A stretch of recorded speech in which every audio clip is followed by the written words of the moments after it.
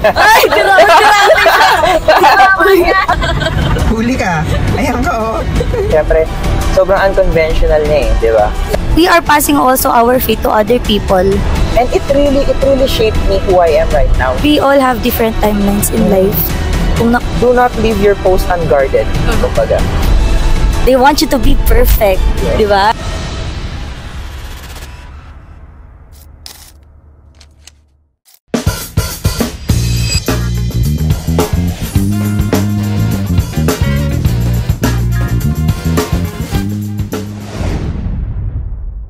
Good evening, everyone. Hi, so welcome to our first ever podcast. Okay, so I am Lai, your host for today, together, of course, with our guest. Kilala ka naman. Hi guys, I'm Kia Ash. Yon. So, kasama natin ngayon si Kuya Ash. Of course, meron din tayong mga kasamang iba. Like our youth core. Nasa likod sila. Hi naman kayo dyan. Yon. Okay. So, we've been planning for this and praying na mangyari itong podcast na to. And we are so happy na nangyayari na siya. What can you say? So, as president ng youth sa aming church, kamusta naman? Napaproud ka ba sa amin na may ganitong segment yung church natin? Like may na-plan na podcast. What can you say? Yeah, isa siya sa mga hindi ko ina-expect na bagay na gagawin natin sa church. Kasi nga, syempre, sobrang unconventional niya eh, di ba? Pero Yes. at least we're just breaking barriers here. Di ba? Sharing the gospel through online, that's a good thing. Well, anyway, this podcast is all about real stories. Just like you, diba? That's why you're here, to share your stories sa amin. So, like, we believe that you will inspire a lot of people, especially youth people. Diba? Because you are pastor kid, and I know marami ka ng pinagdaanan as pastor kid, and you have so much experience na in life. And I know, pinatatag na ni Lord yung faith mo sa lahat ng pinagdaanan mo sa buhay. Am I right? Yeah, in some way, yes. Okay, so the title of our podcast is Passing the Torch of Faith. What can you say about the title? Anong viewpoints mo dun sa ating title for our episode? Passing the torch. Actually, isa yan sa mga pinakamagagandang topic na pag-usapan natin sa youth because we're not going to remain as youth kasi eh. Yes, Diba? that's right. Tumatanda tayo and everything. Yes. And yeah, as the youth director of our church, I am proud to be able to pass the torch din sa ating mga youth core Yes. sa church natin. And we have a very responsible youth president. Nandyan po siya sa likod. Amen. Yes, Yes. praise the Lord. So, yung fire kasi nung torch, it represent our faith. Of course, when it comes to passing the torch, do not misinterpret it as you're removing your responsibility Yes. or your accountability na wala ka nang gagawin. No. You're just stepping to a higher calling kasi eh. Yes. You're stepping to a higher purpose in life. Pero, do not leave your post unguarded. Kumbaga. And one thing about that is, of course, sabi mo nga kanina, tatanda at tatanda tayo. Yes. So, maghahanap tayo ng someone na we can like, mapagkakatiwalaan na pwedeng maging leader or pwedeng maging leader sa ministry, like someone who will guide other youth Yes. people as well. 'Di ba? So, hindi naman habang buhay, youth tayo. True. So, it is important na may matrain din tayong iba, like youth people, 'di ba? Na pwedeng mag-stand din sa faith nila that will inspire and equip other youth people din. Yeah, parang si David, 'di ba? Yes. Nung iniwan niya yung pag-aalaga ng sheep, naghanap siya ng ibang shepherd eh, na pwedeng mag-alaga ng mga sheep niya. Kumbaga, hindi mo iniwan yung responsibility mo. Yes. Pero naghanap ka ng kapalit kasi nga, tinatawag ka pa ni Lord for a better calling, di ba? Tama. So, nakakatuwa na may mga tao na naging example na. Like, True. yun, sila Moses, sila David, na pwede natin gayahin na. Di ba? Yes. Ayun na. Excited ka ba? Medyo So, kinakabahan ako ng konti. anong nararamdaman mo? Hindi ko kasi alam yung mga tanong na hinanda nyo eh. Kasi Okay. So, what are you feeling right now? recently, kumuha tayo ng law school. Yes, wow. Amen. Yeah. Kaya medyo malaking pressure din para sa akin. halos yun pa yung tumatakbo sa utak ko ngayon. Pero, of course, I'm here. And kinakabahan ako kasi hindi ko alam yung mga questions niya. Yun. Okay. Meron bang mga pumapasok sa utak mo? Ano kayang mga tanong? Tanong na, like, ano yung mga tanong na baka itanong namin sa'yo? Controversial? Kailan ako or- mag-aasawa? Ganun. Hindi naman. Bawal Okay. yung mga ganun tanong. Yes. So, can you tell us a bit about your background growing up as a pastor kid? Ever since naman, while growing up, I've been trained by our pastor, by my dad, syempre, in all the ways of our church, in all the doctrines. We're not a perfect, father and son relationship. Yes. There's no perfect father and son relationship. But I respect him as the father figure of my life. So, pagdating dun sa pastor's kid, Mhm. diba? For example, he has given me responsibility when it comes to preaching in our Sunday school, correct? Yes. And that was given to me around 5-6 years ago, Mhm. diba? And it really shaped me who I am right now. Kumbaga, kung hindi ko ginawa yung mga binigay niya sa akin responsibility before, Yes. malamang I would Hindi not ikaw be, yeah. I would not be who I am right now. And I'm thankful for that. Yes, and we are very proud of you. Actually, dati, nung dati na nag-preach ka, I really admire you a lot. The way you preach, the way you share God's word to other people, nakaka-inspire din na ang dynamics, di ba? Bakit Are you- dati lang? Dati. I mean, from the very beginning na from the very nagpe-preach ka, encouraging talaga siya. Like, mamomotivate ka. So, hindi naman... Oo.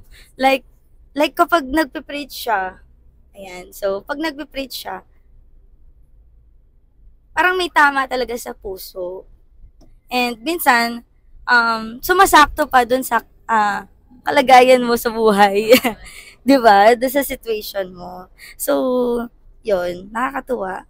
Yeah, and siguro isang masasabi ko lang on why that, why we feel that is because every single time that I preach, I always put in mind na I don't want to waste your time. Yeah. I don't want to waste the time of the youth Mhm. that are listening to the preaching. Kasi nga, lahat tayo kailangan ng Word of God eh.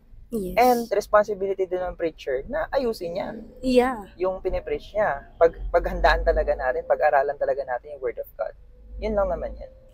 Okay. So, thank you for the effort na, di ba? Siyempre, hindi madali kasi guys na gumawa din ng mga outline sa preaching. Like, pag-aaralan mo talaga yung mga Bible verses na ibibigay mo sa mga tao. So, it's not easy. So, we're so happy and we are so thankful kay Kuya Ash na he really study a lot para lang ma-encourage din kami as member ng church and magpatuloy sa aming faith as Christian and Bible Baptist believer. Yon. Ayan. So, anyway, from your experiences as pastor kid, meron bang nangyari sa life mo na like sobrang lugmok or sobrang down kayo sa buhay, ganon? Was there ever a time na na-experience niyo yun? Of course. When it comes, it depends eh. Are you asking about faith or just life experiences? Life, both. Like both? Yes. Okay. When it comes to faith, I cannot say that I have been faithful all my life. I don't think anyone can actually say that they've been Yes, faithful, diba? Mm-mm. There were times that I even questioned God. There were Mhm. times that I even questioned my belief in God, Yes. diba? Doubts. Because of doubts and because of the things happening, Mm-mm. diba? Uncontrollable things. Pero I believe it gave us the culmination of everything eh. Mhm. Diba? It made us realize kung sino ba talaga siya. Minsan kailangan mo siya i-doubt, pero at the end, magpapakita rin naman siya sa'yo in a very Yes. personal way. So, yes, life is not perfect, but I am happy with, kung ano yung mga nangyari sa buhay ko. Yes, there are some problems. There were life struggles, lalo na sa pagiging anak ng pastor. Yeah. You can see every time paano nahihirapan si Papa, mga struggles na pinagdadaanan namin as a family. And the fact lang na we're not just being taken care of by our parents nang kami lang yung priority. Hindi eh. Yes. Ang priority nila most of the time is the church. Yes. But it gave us, I'm not saying that's a bad thing, pero it was hard for us growing up then. Na pinagsasabay nila yung ministry at saka yung family. Yeah. Oo nga. Lalo na kami na nakikita nga namin si Pastor. Like, actually, mahirap din. 'Di ba? Ang dami-dami niyang iisipin. Like, buong True. church iniisip niya. So, shout out sa aming pastor. We are also thankful for Yes. you. Sa aming father in faith. Thank you for all the words of wisdom na sinishare niya sa amin. Ayan. So, looking back sa ating mga experiences in life, 'di ba nakaka-humble down din, right? Yes, true. 'Di ba? So, Minsan, the reason kung ba't siya nangyari, oo. kasi yumayabang na din tayo talaga. And kung hindi sila nangyari, malamang namang ang yabang-yabang mo na True. sa ngayon. Pero, dinadaan ka talaga ni Lord yan. Did you ever feel pressure to be perfect because of your family's position? Like now, si Pastor, madami nang nakakakilala din sa kanya. He is known din, lalong-lalo na sa mga government officials. And yung ibang malalaking church din, kilala din siya. Yes. So as a pastor kid, was there ever a pressure sa'yo? And of course, sa mga members ng church. Like, Yeah. di ba, minsan, di maiiwasan na maraming titingin sa'yo. They want you to be perfect. Yes. Di ba? So was there ever a pressure for you? Actually, I can feel the pressure even now. Kahit Grabe ngayon. naman. No, the pressure of being a pastor's kid kasi it never leaves you eh. Mhm. It will never leave you. Lalo na pagka pinapakilala ka ni Papa sa mga malalaking tao, ganyan, sa mga bigger pastors, Yes. or sa mga government officials. But personally, I don't think natakot akong mag-fail sa mata nila. Mhm. Personally, for me, for myself, I am afraid of failing in the eyes of the youth of the church. Mm. Mas takot akong isipin ng Bakit? na failure Bakit ako. naman? Kasi sa mga kaibigan ni Papa ganyan or sa mga government officials, I don't have a personal responsibility with them eh. 'Di ba? Their life is their life. Hindi ko masyadong pinapakialaman 'yon. And hindi rin naman nila ako masyadong pinapakialaman. And yung relationship din, di ba? So, Yeah. sa mga youth people kasi, mas close Yeah. yung relationship mo sa mga youth And people. lalo na sila yung mga nakikinig sa akin pag nagpipreach ako sa Sunday school, ganyan. Sila yung recipient ng Message mo. message. Yes. Yeah. So, the pressure is actually more on them Mhm. kesa dun sa mga big names or kesa sa mga politicians. So, paano mo naman na-overcome yung pressure na yun? Like, anong ginagawa mo? By performing. Kung ano ba talaga yung dapat kong gawin. 'Di ba? By hindi ko pinapakita yung weakness ko. Mhm. Ganyan. Though, I believe na they will understand din naman at times. Yes. Pero as a leader kasi you cannot parang parang may burden na hindi mo pwede ipakita yung kahinaan mo. Weakness. Yeah. Yes, tama. Like, you are broken inside na, pero dahil nga ikaw yung tinitignan nila, you cannot show it to them. Yeah. Kasi, tumitingin sila sa'yo. Hindi nila pwedeng malaman yung buong sitwasyon. Yeah. Ganyan. So, pinapakita mo yung strength mo sa kanila para Yes. mahawa din sila nung strength na meron ka. So, Kasi nanghihina na nga sila, Mm. tapos makikita na nanghihina ka din. Pero actually, nakuha ko yun kay Papa. yeah. Lagi niya nababanggit. Kahit yun, ngayon. diba? Lagi niya nababanggit. Ay, nako, ang laki ng pinagdadaanan ni Papa ngayon, pero Yeah. pinaglalabanan niya. Oo, tama. Kaya nga nakaka-proud din siya eh. Super napaproud kami kay Pastor. Kasi kahit ang laki ng problema niya, pero hindi mo makikita sa kanya na napakalaki ng problema niya. And, yung courage na i-share yung problem niya sa church, isang malaking bagay din yun na na-appreciate namin kay Pastor. Siyempre, as church, Yeah. wala kaming ibang magagawa kundi mag-pray, magdasal, para din sa kanya. So, Actually, syempre, di ba, nabanggit mo as a pastor's kid, kami din yung nagiging sponge eh. Kami Mhm. din yung nagiging parang shock absorber ng mga nangyayari kay Papa. Syempre, bago niya masabi sa church, dadaan muna sa inyo. bago maging problema ng Mhm. church, dadaan muna talaga sa amin as a family. Kaya, binibitbit din namin yung problem para sa kanya, dinadala din namin yun, para hindi naman siya lahat dumala ng Yes. problema. Have you ever struggled with your faith along the journey? Siguro when I was in senior high school, Mm. grade 11 and 12, I had a friend na matalino. Mhm. And he was an atheist. He was an Oh, atheist. The di siya problem, naniniwala sa... yeah, the problem with that is I accepted him as my friend, Mhm. di ba? And every Girl or time, boy? this actually he's a boy. Okay. And this friend is Like, may mga reactors tayo sa likod. Okay. Ayun. So, this friend, I consider him as one of the most closest friend? intellectual friend I have. Mm. Okay, he's Pinakamatalino? very intelligent. Okay. Yeah, but the problem is he doesn't believe in God. Mhm. So whenever we talk ganyan, whenever we are together with this friend, he always tries to convince me. Okay, Most that- of the time kayo magkasama sa... yeah, Okay. almost every day Mm-mm. magkasama kami, and he always tries to convince me na God doesn't exist Mhm. because science doesn't support the idea of a God, di ba? And yeah, siguro be careful na lang din with your friends, Yes. sa mga taong malapit sa'yo, because at that time I was skeptical, di ba? I was skeptical about God's existence. Kinwestiyon ko din yung pananampalataya na meron ako. But then again, after a while, doon mo ma-realize na hindi naman talaga yung talino mo yung kailangan ng Panginoon sa'yo eh. Yeah. Diba? It's your willingness to follow Him and maniwala ka sa Kanya at ipapakita niya yung sarili niya sa'yo. Yes. It's not, you're not going to see God through proof, through evidences. No. Mhm. God will show Himself in the most miraculous way. Yes, Siguro tama. yun na lang. Hindi mo may expect, pero magpapakita talaga siya sa'yo. At doon mo masasabi, within your heart, diba, that I 100%, for now, I 100% fully Believe ka. believe that God exists and that I put my faith in Him. Mhm. Napaglagpas ako na, kumbaga. Yes. Wow, congratulations. Yeah. Yeah. Was that the biggest, ano? Palakpakan niyo naman. Napaglampasan niya yung first ever. First ever ba yun?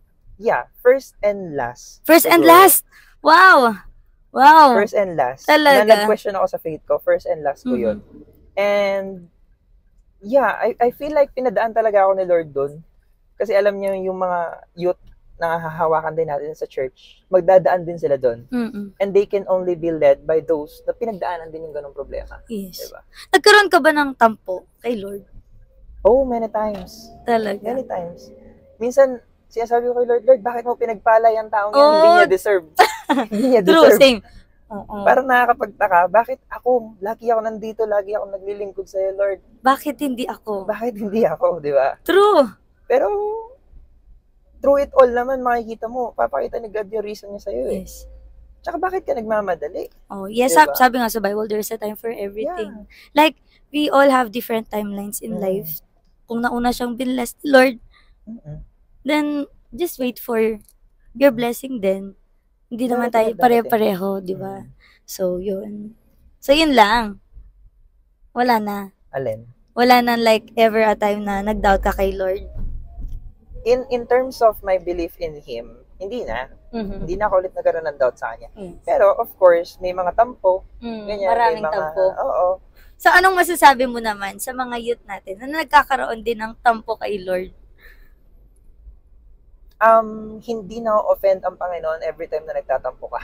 Oh, Siguro yun na lang. Kasi, yes. minsan takot tayo na iniisip natin pag nagtampo tayo, nagagalit si Lord sa atin. No. Tell Him what you feel. Gusto ng Panginoon yung kinakausap natin siya. Yes. And minsan, kapag feeling natin na, yun nga, nagtampo tayo kay Lord, like, ang hirap makabalik. Di ba? Minsan, ang hirap makabalik. Parang kasing tinalikuran mo si Lord. Yun yung iniisip mo, Oo. na tinalikuran mo si Lord. Pero si Lord, actually, never. yeah, hinihintay ka lang niyang bumalik. Hinihintay ka lang niyang mag-sorry. Hinihintay ka lang niyang, di ba? Oo. Grabe si Lord. Hmm. Like, wala ka talaga masasabi sa Kanya. And He is, incomparable. Yeah. Hindi mo siya pwedeng ma-compare kahit kanino. Kasi, Paano siya iba talaga siya. provide, Mhm. paano siya tinulungan ka niya, sinamahan ka niya all throughout the journey. As a pastor kid, how do you stay spiritually refreshed and avoid burnout? Pagdating kasi sa ministry, di ba? It's a spiritual thing, Yes. di ba? And you will only be spiritually burnt out pagka, like, parang pagka gutom yung spirit mo. Na-burnout ka na ba? Yes, many times. Many times. Yeah. So, it's normal naman talaga na ma-burnout din. Yeah. But, syempre, do not stop. I mean, pag napagod ka, you can rest for a while, but then bumalik pa rin tayo kay Lord.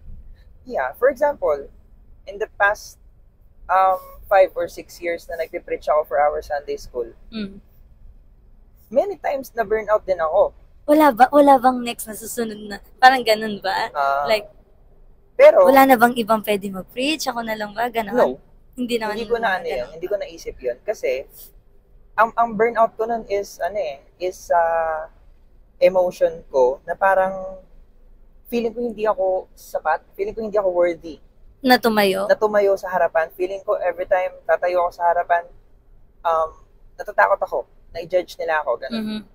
Pero, ang kagandahan is, kahit na anong burnout mo na, once nakuha mo talaga yung responsibility of the ministry, hindi ka mo pwede sumuko. Yes. Kasi marami nakatingin sa'yo.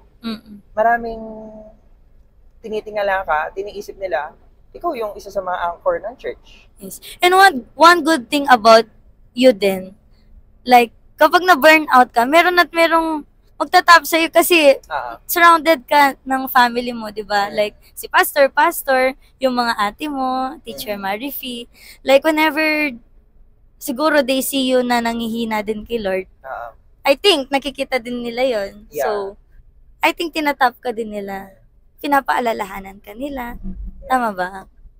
Yeah. Ang pinaka-importante talaga din sa ministry to avoid burning out is that you have a good support system. Yeah. And you have a good support system. Yeah. Pinaka-thankful talaga ako kay Lord dyan. I have friends, I have families, di ba? Na pag na-burnout ka na, sige, iintindihin ka namin, pahinga ka lang, kami na muna. Yeah. Ganun, kami na muna.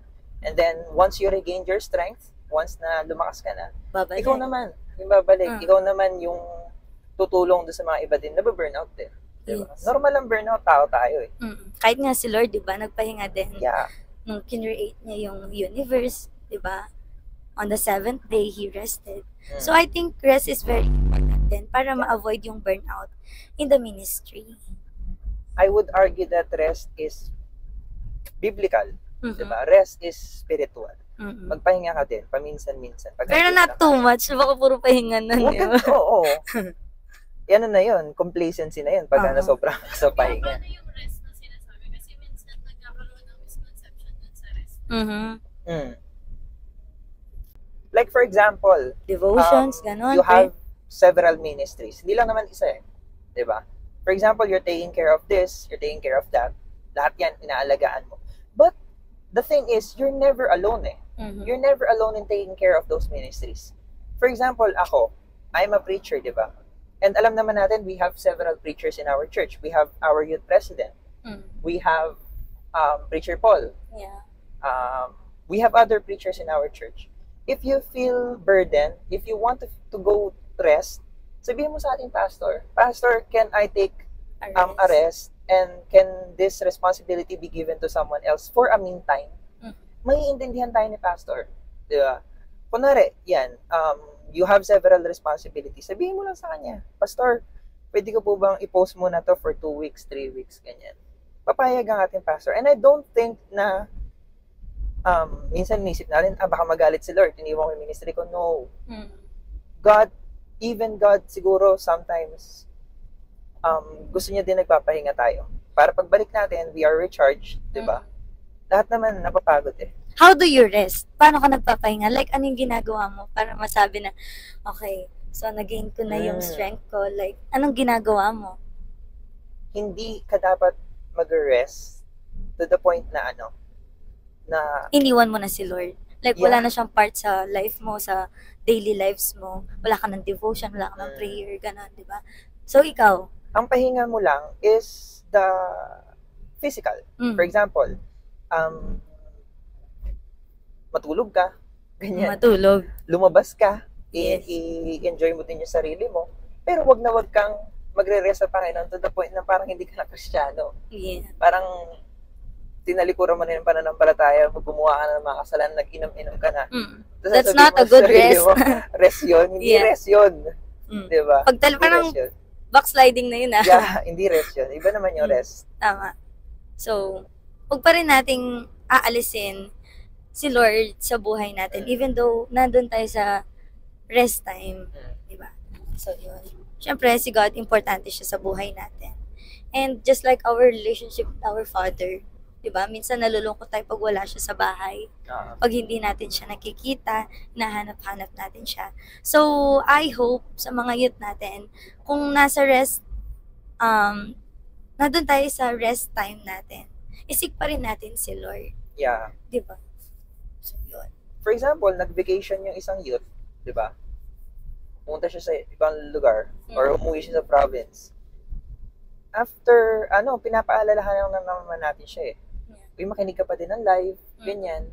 Kumbaga, maaaring hindi niya na nagagawa yung ministry niya. Di ba? Yung ministry kasi talagang kailangan focus ka dyan eh.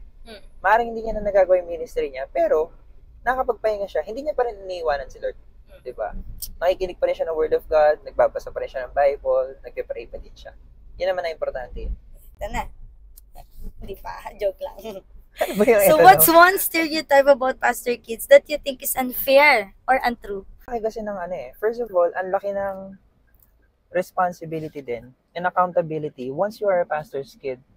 That's the reason why sometimes we see a lot of pastor's kid that they get burnt out, diba? And then, pagka na-burn out sila, hinuhusgahan sila. Yeah. That is something na ayokong mangyari. That is something na I don't support, diba? Pagka, for example, a pastor's kid, sabihin na natin na nagkamali. Sabihin na natin na dumaan siya sa talagang kasalanan naman talaga niya, diba? Kasalanan naman talaga niya, dumaan siya dun sa ganong problema. Ang problema kasi is dinadagdagan pa natin, pinapatong-patong pa natin yung problema. First stereotype na ayoko pagdating sa pastor's kid is that we always expect them to be at the best, to be at their best, which is not true at all. Hindi ba pwedeng maging perfect kasi sila eh. Hindi kami pwedeng maging perfect. That is one stereotype. And another is sometimes we are expected na alam mo yung picture ng isang perfect Christian.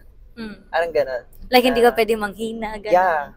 Hindi ka pwedeng mag-down. Hindi ka pwedeng matalo, for example, kahit sa Bible quiz. Ganyan. Hindi ka pwedeng mawala sa ministry Yeah. kasi part ka ng, ganun.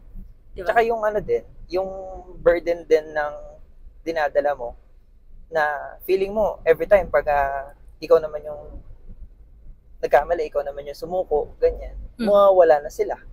Ganun. The whole time, inaalagaan mo sila kahit sila yung nagkakamali, sila yung sumusuko. Diba? Pina-follow up mo sila. Pero nung ikaw na yung nagkamali, ikaw yung parang tinakbil pa. Ikaw yung iniwan pa.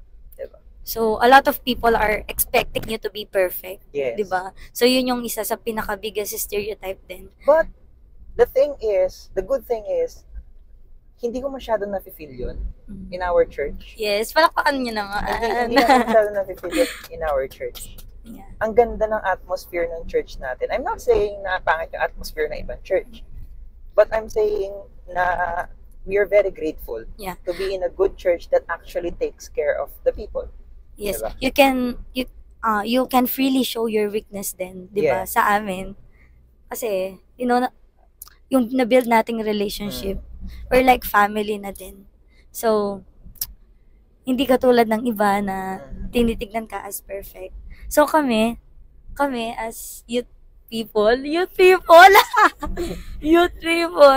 so nandito lang din kami for you if ever man that you feel like nangihina ka din. So malalapitan mo kami, especially our youth president. Yun. Yun. Libre tayo ng kape niyan mamaya. Okay. So ano naman masasabi mo sa kanila na like they are expecting you to be perfect. What can you, if there is one message that you can give to them, what is that? You can have your expectations, diba? That's your human rights eh. You can have your own expectations. Pero, you must always believe that the completion of your expectation will not come from people. Kunwari, na-achieve ko nga yung expectations nila. Hindi ako yun. Yeah. 'Di ba? Ang Si God. Panginoon pa rin 'yun eh.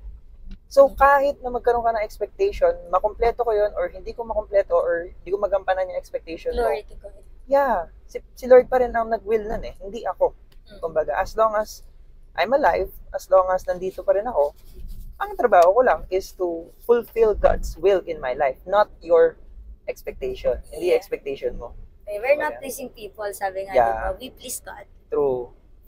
Anyway, so how did being a pastor kid affect your friendship or your dating life? Ayan. Hindi naman siya sobrang naging negative para sa akin. Hindi siya naging mahirap. Yeah, hindi siya naging mahirap. Even though at times, syempre, pagka sinabi mo sa isang tao na pastor's kid ka, may parang barrier. Parang bawal ka makisama sa mga... Yeah, and parang may expectation sila sa'yo na, yun nga, sa pagiging pastor's kid, may expectation sila sa'yo na, ay, lagi may dalang Bible yan, lagi spiritual yan, hindi mo pwedeng yayain yan na ganito. Oo. So medyo may iwas din. Lalo na, hindi naman tayo umiinom. Sila din, yung iba din, alop din sila. Yeah, alop din talaga sila sa'yo. Hindi ka naman umiinom, hindi ka naman naninigarilyo. Diba? Pero, you just have to find the right friend. The right Hindi- people. Oo, hindi The right yung, circle also. hindi ipipilit mo yung sarili mo dun sa mga tao na ayaw naman sa'yo. Wag. Mm-mm. Maraming taong gugusto sa'yo. Hanapin mo lang yung mga tao. Yes. Tama. And yung na-experience mo nga kanina dun sa high school life mo, yung first ever, yung friend mo dun. Like, can you say na naging good friend din ba siya sa'yo? Oh, he was a good friend. Ilang Up beses, until now, you're still good friends? Yes, up until now, we're still good friends. And I've actually talked to him about the gospel. Wow. I've explained to him the gospel. And actually, 4 kami, magkakaibigan. Isa lang siya doon, tapos, naipaliwanag ko sa kanilang 3. 2 of them got saved. Siya, hindi lang siya sumunod sa sinner's prayer. Pero I'm still friends with him, and I'm still, hoping for that one day, makilala din siya kay Lord. Diba? Hindi Okay. naman mawawala yung possibility na yun. Ayan. So, pag may mga non-Christian friends tayo, ang isa sa mga trabaho din natin as Bible believers is to share the gospel din Yes. talaga. So, yun yung trabaho natin. Anyway, syempre, bawal nating laktawan yung isa. So, how about your dating life naman? Grabe, hindi ko na nga sinagot eh. Ilang taon ka? Syempre. Iwasan ko na eh. Naging mahirap ba sa'yo na humanap ng magiging girlfriend? Ganon. Naging mahirap ba sa akin humanap ng girlfriend? Hindi. Hindi. So, very supportive din yung family mo when it comes to your dating life? Hindi. Uy, grabe Hindi naman. naman natin masasabi supportive.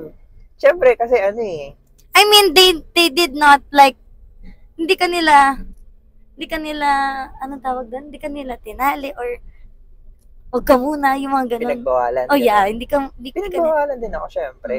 But the good thing about my dad, si Papo, hindi siya yung tipo ng tatay na pagka nagsabi siya is ultimatum. Ganon. To the point na wala ka talagang magagawa. Siya talaga yung susunod. No. Actually, pagka minsan binabawal niya yan, pero minsan nakikipagkwentuhan siya sa akin about it. Diba? Kumbaga, he is guiding me gently all throughout the way. Nalalaman din naman niya eh. Kahit naman itago ko, nalalaman din naman nila. Pagka may MU, ganyan. Pagka may mga, syempre, lalaki eh. And, Yes. di mo naman, pangit naman yung itatago mo pa sa kanila. Madali kausap sila, Papa, sa mga ganong problema. Hindi sila naging sobrang strict. Yeah, nakikita din naman namin yun na never silang din naging strict sa'yo. Yeah. Like, hindi ka naman nila pinagbabawalan. So, nakatuwa yung family mo. Na napaka-supportive din naman talaga sa'yo. So, ano masasabi mo sa kanila? Sa family, we have different roles kasi eh. We have different, iba-iba talaga kami. Si Kuya, super bait, di ba? Yeah. Si Ate Hana, matalino. Si Ate Jai, he's friendly. Diba? And you? Si If Ma'am- there's one word si na Mamo, pwede kang sabihin sa'yo. Si Mamo, maaasahan mo talaga siya emotionally, ganyan. Monetarily, maaasahan mo si Mamo. Si Yun. Papo, talagang hindi siya nagpapatinag, ganyan. Meron siyang Courageous. prinsipyo, He is courageous pagka sa mga pinagdadaanan niya. Mm-mm. Iba-iba talaga kami. Iba-iba kami as a family. But the good thing is that we complement each other. We help each other sa mga kahinaan namin, ganyan. I have a last question for you. Last question na. So, if you weren't in a ministry, or kung hindi ka pastor kid, what do you think you'd be doing today? Ano kaya yung ginagawa mo? Or ano kaya ikaw ngayon? In the grand scheme of things, Mhm. then, si Lord, nilagay niya ako dito sa posisyon na to as a pastor's kid. Kasi alam niya, kung may choice ako, baka hindi ako naging faithful. Mm. Baka nagbulak-bul lang ako. Baka kahit nakakilala ako sa kanya, hindi ako nagstay ganon sa church. Kasi hindi ako ganon eh. Mm-mm. Pero, dahil nga, binigay na ako ni Lord sa posisyon na to, wala na akong choice. Yun na yung naging takbo ng buhay ko. But I'm thankful for that. I'm thankful to be a pastor's kid. Pero, kung hindi ako naging pastor's kid, siguro ginawa ko yung isa sa mga pangarap ko sa buhay. What's your dream in life ba? Ang pinaka-main na pangarap ko sa buhay, ever since I was about the age of 12, ganyan, 13, ang pinaka-pangarap ko talaga is maging, Artista? no, Ay, kala ko grabe ka artista. naman sa pagiging artista. Is May maging- kilala ko, parang pangarap niya maging artista. Yeah, yun nasa likod natin. Kasali yata ng Pinoy Big Brother to. ang pangarap ko before is maging piloto. Oh. Yeah. Oh, talaga. Hindi namin expect na maging Yeah. piloto, ah. 12, 13, 14, aviation talaga ang pangarap ko sa buhay. Mm. Kaso nga Really? lang, ang hirap. Mhm. Tsaka madaming math. Yeah. Alam mo naman, mahina tayo sa math eh. Mm. So, yun. Yeah, so... Ngayon, dinala ka ni Lord. Saan? You're taking up law, right? Yeah. Mm. Sa So, pag-aabogado. Alam nyo kasi, pangarap talaga ni Papa eh. mhm. Ever since pangarap talaga ni Papo na magkaroon siya ng abogado. Mm. Sabi niya, kung hindi ako magkakaroon ng abogadong anak, sana magkaroon ako ng abogadong membro. Mhm. Sabi niya. And, syempre, out of gratitude din for what he has already done in our ministry, gusto kong ako yung mag-fulfill nung pangarap niya. Yeah. Diba? Syempre, pastor natin siya eh. Gusto natin mapasaya ang ating pastor. Pero ako personally, gusto ko din naman Mm-mm. maging abogado. Lalo na makakabit yung ATTY dun sa pangalan mo. Attorney. Sarap nun. Ang sarap nun. Sarap sa Attorney pakiramdam. Joash Han. Oo. Pero syempre, it will take time. A lot of time. Yeah, and it will take a lot of energy Mhm. ng mga words. Pero kakayanin. Yes. Syempre. Siyempre. Sa tulong ni Lord. Yeah, sa tulong ni Lord. And nandito din kami as your support system. We Yun. will cheer you up. Go, Yun. Joash. Support system, bibilan ako ng Yay. kape. Ayan. Okay, now, so let's have a Bible match-up. Okay? So, who inspires you more? So, magbibigay ako ng dalawang Bible character. You will choose isa sa kanila. Mhm. Okay. So, David or Joseph? Sinong Joseph? If you had to choose, would you be more like David, the man after God's own heart, or Joseph, the dreamer, Joseph. who stayed faithful? Ang hirap, di ba? Yeah, kasi dalawang... Pero ako, ever since si Joseph, ikaw. David, yun nga, di ba? Alam naman natin pinanggalingan ni David. Mm-mm. He was a shepherd boy, di ba? Nagsimula sa pinakamababa, nagsimula sa pinakamabaho. Sabi nga nila, kasi mabaho talaga sa sheep pen. Mm. Pero, hindi siya nagyabang. Yeah. Nung naging king na siya. And, he was humble enough. Nung, for example, nung Tinaas binuhusan na na siya ng oil ni Samuel, di ba? Mm. Hinilang na siya as king. Bumalik pa rin siya doon sa luma niyang trabaho eh. Naging tagapag-alaga pa din siya ng sheep for years. And then, nung tinawag na siya ng Panginoon dun sa calling niya, di ba? He was prepared, he was ready, and yung pagkakilala nga natin sa kanya, he is the man that came from God's own Yeah. heart. Which means, nung umupo na siya, hindi siya tumigil na makinig sa boses ng Panginoon. Mm. Unlike yung mga ibang kings na naging mayaman na, di ba? Naitaas na masyado yung pangalan nila, ang dami na nilang power, Mayabang na. mayabang na, nakalimutan nila ang Panginoon. Si David hindi.